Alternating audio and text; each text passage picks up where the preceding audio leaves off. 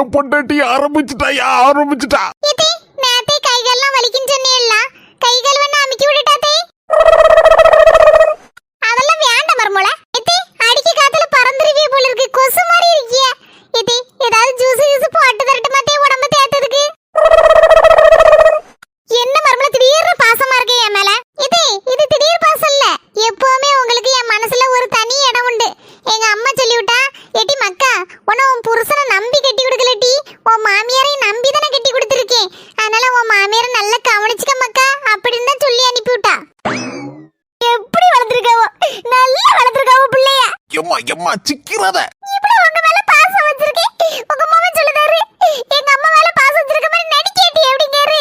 அவளாம் அவன் மரசனமா அவன் சொல்லுதான் சொல்லிட்டு நீ வருத்தப்பட்டு கேட்டக்க. உனக்கு நான் இருக்கேன், உனக்கு என்ன வேணாலும் கேளு. திங்கிறதுக்கு பொருளா, உடுத்ததுக்கு பட்டு துணியா, அப்புறம் கழுத்துல போட சங்கிலியா, கையில போட கை சங்கிலியா, காலில் போட தங்க கொலுசா, எதுனாலும் கேளு, நான் உனக்கு வாங்கி தரேன்.